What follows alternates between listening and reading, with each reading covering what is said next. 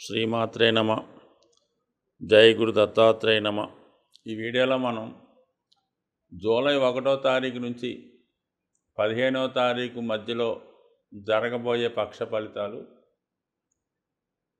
మకర రాశి గురించి తెలుసుకుందాం. మకర రాశి వారికి మరి ఈ పక్ష ప్రారంభంలో ఒక బుధగ్రహం సప్తమంలోకి రావడం జరిగింది. భాగ్యాధిపతి రాశిని వీక్షించడం వల్ల జాతకుడికి తిరిగి అదృష్టయోగం ప్రారంభమవుతుంది. అంటే ఏదైనా అనుకున్న పనులు చాలా తొందరగా పూర్తి చేద్దామనే ఆలోచన ఉంటుంది. విద్యార్థులకి కాంపిటేటివ్ మెంటాలిటీ పెరుగుతుంది, విద్య మీద శ్రద్ధ పెరుగుతుంది. వ్యాపార వర్గంలో ఉన్నవాళ్ళు చాలా క్రమశిక్షణతో తన వ్యవహారాల్ని పూర్తి చేయడం జరుగుతూ ఉంటుంది. అంటే గతంలో కన్నా ప్రతి కార్యక్రమం చాలా వేగవంతంగా టైంకి పూర్తి చేస్తూ ఉంటారు. దానివల్ల ఏంటంటే ఒక విధమైన సక్సెస్ రావడం జరుగుతుంది. మీ యొక్క కస్టమర్సు ఖాతాదారులు సాటిస్ఫైడ్గా ఉంటారు. ఇది ఓకే. జూలై 12వ తారీఖు వరకు స్థిరాస్తులపైన ఉన్నటువంటి సమస్యలు సాల్వ్ చేసుకోవడం, అలాగే భూమి, అలాగే గృహంలో ఉన్నటువంటి పరికరాలు కానీ వాటిని రిపేర్ చేయించడం, అందులో ఉన్నటువంటి వస్తువులను బాగు చేయించుకోవడం అంతా కండిషన్లో పెట్టడం జరుగుతూ ఉంటుంది.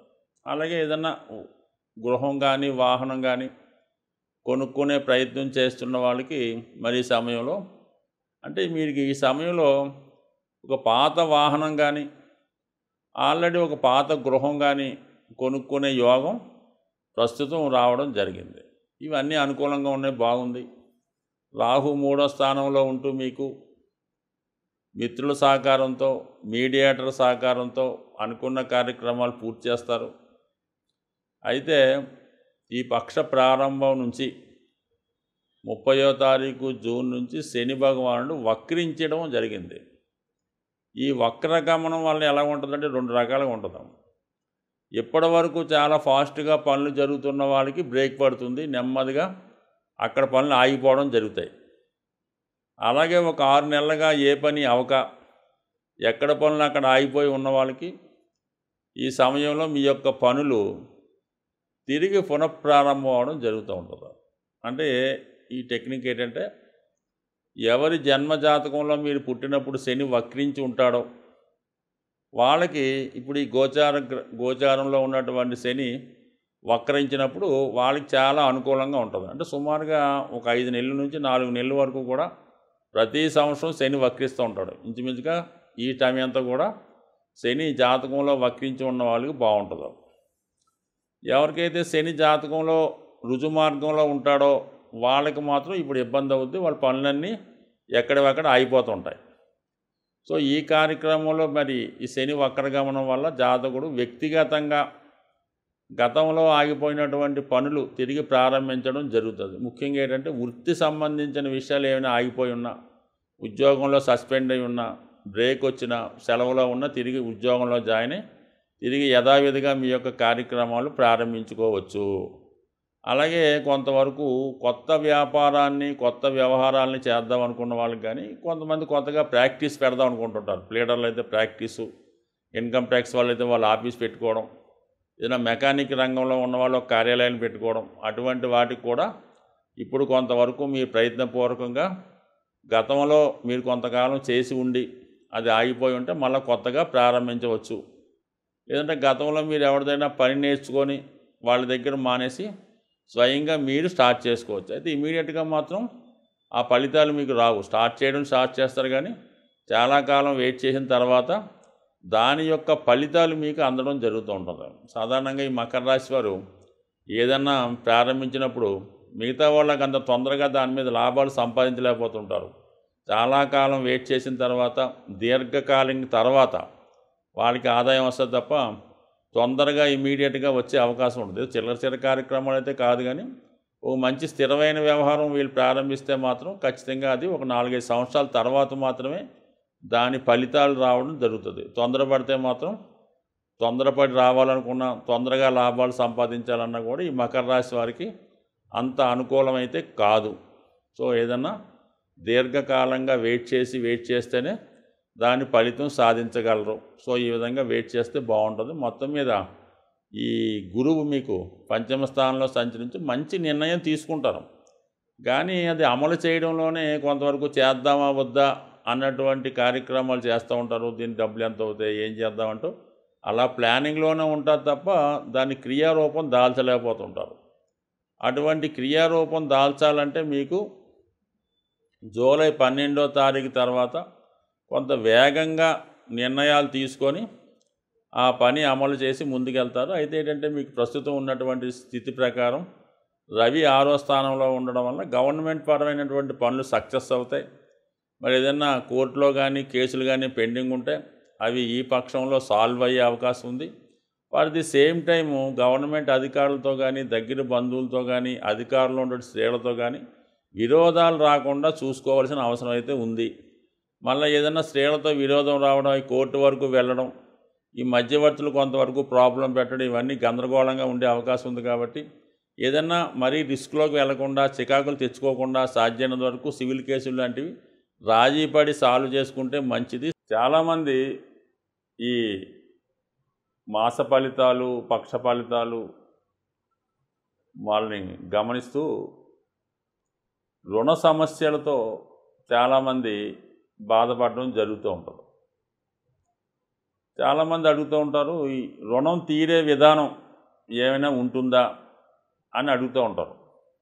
అంటే రుణం అన్నది ఏంటంటే కేవలం మనం ఒకరి దగ్గర తీసుకున్నటువంటి ధనమే కాకుండా కొన్ని జన్మత కొన్ని బాధ్యతలు వస్తుంటాయి, వాటిని కూడా మనం రుణంగానే అంటూ ఉంటారు. అయితే ఏదన్నా ఒకళ్ళ దగ్గర తీసుకున్నటువంటి ధనం తిరిగి తీర్చే ప్రయత్నంలో చాలామంది కొన్ని సూచనలు ఏ విధంగా తీర్చాలన్నటువంటి విషయాన్ని అడుగుతుంటారు. అయితే కామన్గా రుణం తీరాలంటే ముందుగా అది కొద్దిగా జోక్గా ఉన్నా ముందు అప్పు చేయడం అన్నది స్టాప్ చేయాలి ఏదో విధంగా. అలాగే మీ యొక్క ఆదాయంలో ఎంతవరకు మనకి మిగిల్చుకోగలం అన్నది పరిశీలించి మీ యొక్క జన్మ నక్షత్రానికి సాధన తార వస్తుంది ఒకరోజు. అంటే మీది అశ్విని అయితే ఆరుద్ర, ఇలాగ మీకు నాలెడ్జ్ ఉన్న వాళ్ళకి అర్థమవుద్ది. ఆ సాధన తార ఉన్న రోజున ఎవరికైతే మీరు ధనం ఇవ్వాలో వాళ్ళ దగ్గరికి మీరు వెళ్ళి, సార్ ఈ రోజు నుంచి మీకు కంపల్సరీగా నేను మీ యొక్క రుణం తీర్చే ప్రయత్నం చేస్తున్నాను, దానికి ప్రారంభంగా ఈరోజు ఇగో ఈ ధనాన్ని మీరు స్వీకరించి దాన్ని జమ కట్టుకోండి అని చెప్పి వాళ్ళతో ఆతిథ్యం ఏదో టీయో మంచిలో తాగి ఖచ్చితంగా మీరు మీ గృహానికి రావడం చేయండి. అలాగే ప్రతి 9 రోజులకి ఒక సాధన తార వస్తుంటుంది. అప్పుడు డైరెక్ట్గా అతనికి కాకపోయినా ఏదైనా ఒక బ్యాంక్ అకౌంట్లోనో ఒక డబ్బాలోనో మీరు ఆ సాధన తార రోజు అతను అప్పు తీర్చే ప్రయత్నం కొంత అమౌంట్ యాడ్ చేయండి. ఎంతో కొంత అమౌంట్ చేసి నెక్స్ట్ మళ్ళీ 9వ రోజు నాటికి మళ్ళీ ఎంతో కొంత జమ చేసి ఈ విధంగా చేయడం వల్ల నెమ్మదిగా మీ యొక్క రుణం కంపల్సరీగా తీరే ప్రయత్నం జరుగుతూ ఉంటుంది. రుణదాతల ఒత్తిడి ఎక్కువగా ఉంది, ఏదో వచ్చి ఇబ్బంది పెడుతున్నారు, పదే ఫోన్ చేస్తున్నారు. అలాంటి సమయంలో మాత్రం మీరు కంపల్సరీగా ఏదన్నా హనుమాన్ టెంపుల్లో శుక్రవారం రోజు, అది ఉదయం అయితే ఉదయం లేదంటే సాయంకాలం అయితే సాయంకాలం, ఒక 6 గులాబీ పూలు తాజాగా ఉన్నవి హనుమాన్ ఆలయంలో సమర్పించండి.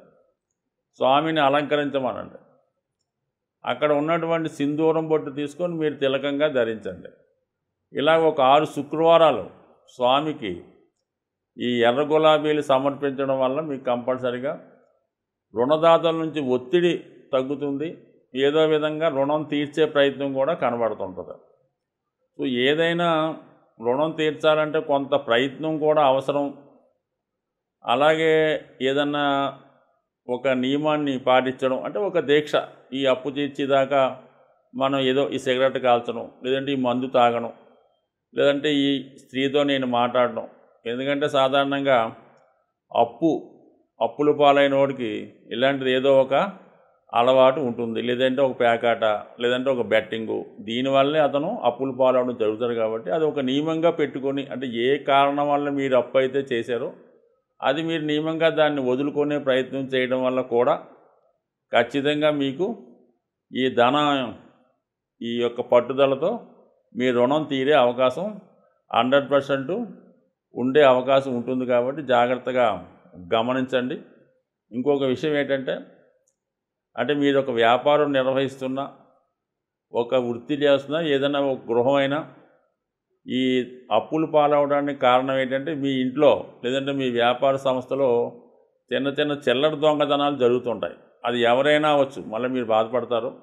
అది ఎవరో కూడా గమనించక్కర్లేదు, దాన్ని కంట్రోల్ చేసే ప్రయత్నం చేయండి. ఈ చిల్లర దొంగతనాలు, ఈ మిస్మేనేజ్మెంట్ ఉండడం వల్ల ఆ సంస్థ అప్పులు పాలయ్యే అవకాశం ఉంటుంది. కాబట్టి ఖచ్చితంగా వాటిని కంట్రోల్ చేస్తూ కొంత కఠినంగా ఉండడం మంచిది. ఈ విధంగా చేయడం వల్ల మీ యొక్క రుణ సమస్య 100% త్వరలోనే తీరిపోయే అవకాశం ఉంటుంది. స్వస్తి.